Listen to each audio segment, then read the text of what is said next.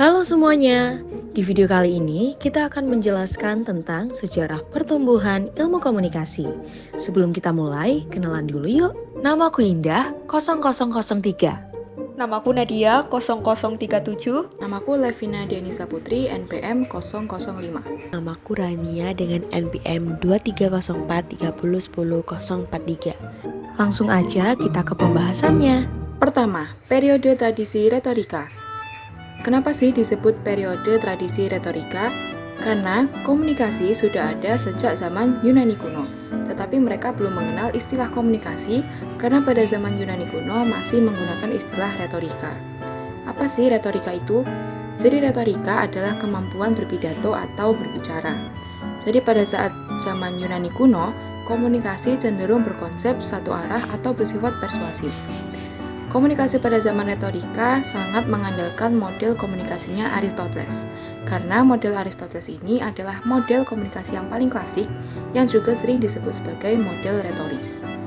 Buat yang belum kenal Aristoteles, Aristoteles itu seorang filosofis Yunani dan juga tokoh pertama yang mengkaji komunikasi persuasif. Nah, kemudian pokok pikiran Aristoteles ini dikembangkan oleh dua retorika Romawi, yaitu Cicero dan Quintilian. Mereka menyusun aturan retorika yang meliputi 5 unsur, yakni urutan argumentasi, pengaturan ide, gaya bahasa, ingatan, dan cara penyampaian pesan. Sehingga pada akhir abad ke-18, prinsip retorika yang sudah disusun tersebut sudah menjadi dasar bagi bidang kajian speech communication dan retorik. Selanjutnya, pertumbuhan komunikasi. Pertumbuhan komunikasi mengacu pada perkembangan dan evolusi komunikasi manusia sepanjang waktu. Periode pertumbuhan komunikasi dapat dilihat dari berbagai macam perspektif, termasuk perkembangan teknologi komunikasi, perkembangan bahasa, dan perubahan dalam cara manusia berinteraksi satu sama lain. Berikut adalah beberapa periode pertumbuhan komunikasi yang signifikan. Yang pertama, ada periode prasejarah. Komunikasi awal terjadi melalui bahasa tubuh, seperti ekspresi wajah dan suara. Gambar-gambar dan simbol-simbol digunakan sebagai bentuk komunikasi primitif. Yang kedua, periode sejarah awal. Penggunaan tulisan dan perkembangan bahasa tertulis.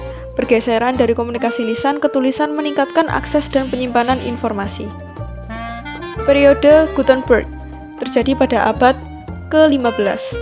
Penemuan mesin cetak oleh Johannes Gutenberg memungkinkan produksi massal buku dan menyebarkan pengetahuan lebih efisien. Yang keempat, revolusi industri terjadi pada abad ke-18 dan ke-19. Penemuan telegraf dan telepon meningkatkan komunikasi jarak jauh, perkembangan surat kabar dan majalah sebagai media massa. Kelima, abad ke-20. Munculnya radio dan televisi sebagai bentuk media baru. Komunikasi massal dan globalisasi menjadi lebih signifikan. Pengembangan telekomunikasi dan teknologi informasi, termasuk komputer dan internet. Yang keenam, era digital. Terjadi pada akhir abad ke-20 dan ke-21. Internet menjadi platform utama untuk komunikasi dan pertukaran informasi. Munculnya media sosial mengubah cara orang berinteraksi dan berbagi informasi.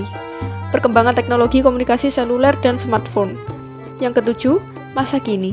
Penggunaan luas teknologi AI, perangkat lunak cerdas, dan analisis data dalam komunikasi. Pertumbuhan realitas virtual atau yang biasanya kita sebut dengan VR dan realitas augmentasi AR sebagai alat komunikasi. Yang kedelapan, periode masa depan. Terus berkembangnya teknologi seperti kecerdasan buatan AI dan Internet of Things atau IoT, potensi untuk transformasi besar dalam cara manusia berkomunikasi dan berinteraksi. Penting untuk diingat bahwa periode-periode ini bersifat umum dan perkembangan komunikasi dapat bervariasi di berbagai bagian dunia. Teknologi dan perubahan budaya merupakan dua faktor utama yang memengaruhi evolusi komunikasi manusia. Yang ketiga, ada periode konsolidasi. Periode konsolidasi ini terjadi setelah Perang Dunia Kedua hingga tahun 1960-an. Mengapa disebut sebagai periode konsolidasi? Karena pada periode ini menggunakan pendekatan ilmu komunikasi sebagai ilmu pengetahuan sosial yang bersifat multidisipliner atau mencakup berbagai ilmu yang mulai terjadi. Pada era konsolidasi ini, ilmu komunikasi mulai dikenal luas yang ditandai dengan 3 hal, yakni adanya adopsi perbendaharaan istilah-istilah yang dipakai secara seragam.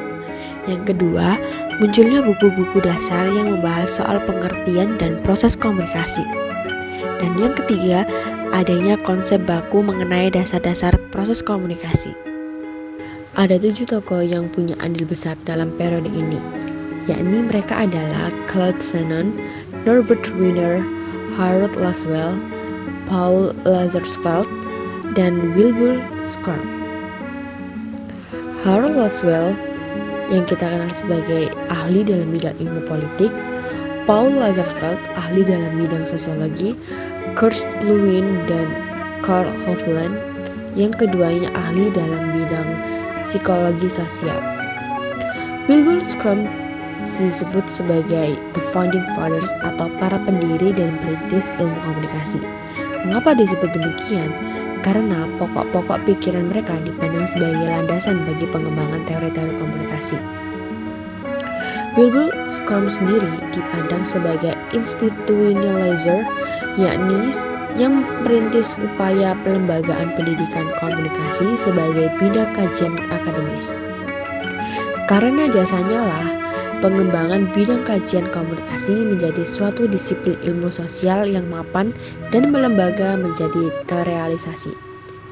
Institute of Communication Research yang didirikan Schramm di Illinois pada tahun 1947 merupakan lembaga pendidikan tinggi ilmu komunikasi yang pertama di Amerika Serikat.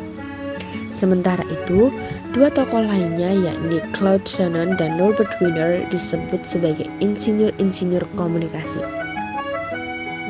Di dalam komunikasi terdapat banyak sekali istilah. Contohnya seperti istilah mass communication atau massa komunikasi dan communication research atau penelitian komunikasi yang mulai banyak dipergunakan. Cakupan bidang studi ilmu komunikasi mulai diperjelas dan dibagi dalam beberapa bidang tataran, yakni komunikasi intrapribadi, komunikasi antarpribadi, komunikasi kelompok dan organisasi, komunikasi makro sosial, serta komunikasi massa. Lebih lanjut, sejalan dengan kegiatan pembangunan yang terjadi di seluruh negara, termasuk negara-negara berkembang, studi-studi khusus tentang peranan dan kontribusi komunikasi dalam proses perubahan sosial, difusi inovasi juga mulai banyak dilakukan.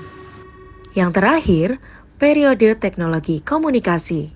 Sejak tahun 1960-an, perkembangan ilmu komunikasi semakin kompleks dan mengarah pada spesialisasi.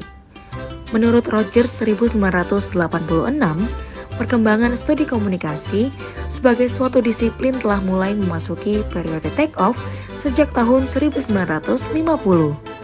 Secara institusional, kepesatan perkembangan ilmu komunikasi pada masa sekarang ini tercermin dalam beberapa indikator, yaitu jumlah universitas yang menyelenggarakan program pendidikan komunikasi semakin banyak dan tidak hanya terbatas di negara-negara maju seperti Amerika Serikat, tetapi juga negara-negara berkembang di Asia, Amerika Latin, dan Afrika. Asosiasi-asosiasi profesional di bidang ilmu komunikasi juga semakin banyak loh, tidak hanya dalam jumlah, tetapi juga cakupan keanggotaannya yang regional dan internasional. Dan juga semakin banyaknya pusat-pusat penelitian dan pengembangan komunikasi. Periode masa sekarang ini juga disebut sebagai periode teknologi komunikasi dan informasi yang ditandai oleh beberapa hal, yaitu pertama, kemajuan teknologi komunikasi dan informasi seperti komputer, TV kabel, parabola, teleprinter, dan alat komunikasi jarak jauh lainnya. Kedua, tumbuhnya industri media yang tidak hanya bersifat nasional, tetapi juga regional dan global. Ketiga, ketergantungan terhadap situasi ekonomi dan politik global atau internasional, khususnya dalam konteks center-periphery. Keempat, semakin gencarnya kegiatan pembangunan ekonomi di seluruh negara. Yang terakhir, meluasnya proses demokrasi, ekonomi, dan politik.